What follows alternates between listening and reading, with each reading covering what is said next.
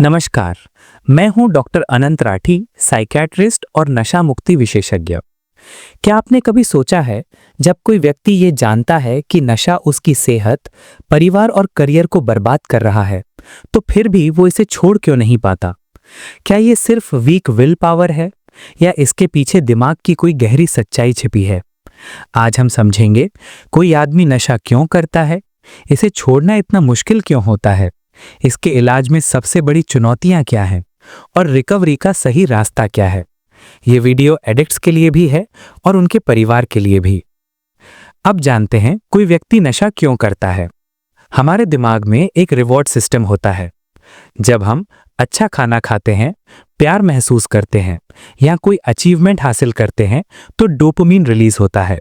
Dopamine equals to pleasure plus motivation chemical. लेकिन drugs, alcohol, nicotine अथवा gambling, इन सब के कारण डोपामिन नेचुरल से 5 से 10 गुना ज्यादा रिलीज होता है। हमारा ब्रेन सोचता है, ये बहुत जरूरी है, इसे दोबारा करो।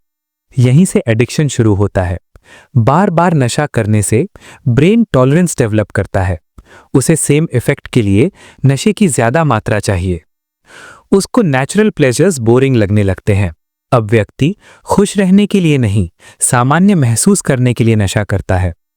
बहुत लोग नशा करते हैं स्ट्रेस से बचने के लिए, ट्रॉमा से भागने के लिए, डिप्रेशन या एंजाइटी को दबाने के लिए, लोनलीनेस से राहत के लिए।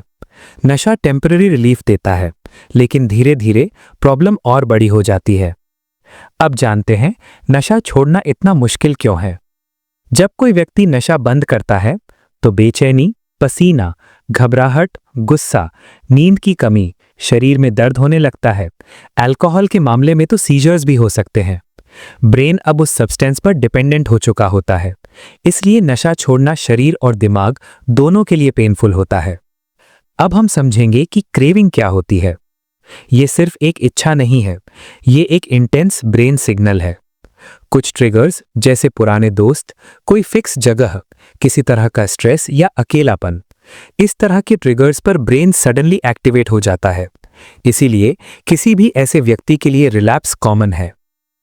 हमारे दिमाग में prefrontal cortex decision making centre का काम करता है। एडिक्शन इसे कमजोर कर देता है। रिजल्ट ये होता है कि इंपल्स कंट्रोल कम हो जाता है और लॉन्ग टर्म कॉन्सिक्वेंसेस दिखाई नहीं देते। इसीलिए एडिक्ट कहता है कि मुझे पता है गलत है, पर मैं खुद को रोक नहीं पाया। अब समझेंगे कि इसके इलाज की सबसे बड़ी चुनौतियां क्या है। Challenge 1, denial. अक्सर व्यक्ति मानता ही नहीं कि उसे प्रॉब्लम है। वो कहता है, मैं नशा कभी भी छोड़ सकता हूं, मैं तो इतना भी नहीं पीता। डिनायल रिकवरी की सबसे बड़ी दीवार है। Challenge 2, family pressure versus internal motivation. अगर कोई व्यक्ति सिर्फ परिवार के दबाव में इलाज शुरू करता है, तो रिलैप्स का चांस ज्यादा होता है। रियल रिकवरी तब शुरू होती है जब मुझे बदलना है ये कथन व्यक्ति के अंदर से आता है। Challenge 3, social environment. दोस्तों का प्रेशर, शराब का कल्चर, आसान अवेलेबिलिटी और स्ट्रेस भरा काम, ये सब एनवायरनमेंट चेंज किए बिना रिकवरी मुश्किल है। चैलेंज 4, को एग्जिस्टिंग मेंटल इलनेस। कई बार एडिक्शन किसी के जीवन में अकेली बीमारी नहीं होती। इसके साथ में डिप्रेशन, एंजाइटी, बाइपोलर डिसऑर्डर और पर्सनालिटी डिसऑर्डर जैसी बीमारियां भी शामिल होती हैं। अगर अंडरलाइंग प्रॉब्लम ट्रीट नहीं होगी, तो रिलैप्स जरूर होगा। Challenge 5, stigma. लोग क्या कहेंगे। इसी शर्म की वजह से लोग इलाज डिले करते हैं। लेकिन याद रखिए, एडिक्शन कोई मॉरल फेलियर नहीं, ये एक ब्रेन डिसऑर्डर है। अब हम जानेंगे कि नशे का इलाज कैसे होता है। सबसे पहले डिटॉक्सिफिकेशन। मेडिकल सुपरविजन में बॉडी को सेफली सब्सटेंस से फ्री करना। अल्कोहल में डॉक्टर सुपरविजन बहुत जरूरी है। दूसरा, मेडिसिन्स। जैसे कुछ दवाएं क्रेविंग्स कम करती हैं, विड्रॉल रिड्यूस करती हैं और रिलैप्स रिस्क घटाती हैं। तीसरा, psychotherapy. CBT, motivational enhancement therapy और रिलैप्स प्रिवेंशन थेरेपी, ये सभी ब्रेन को नई तरीके से सोचने में मदद करती हैं। चौथा, फैमिली काउंसलिंग।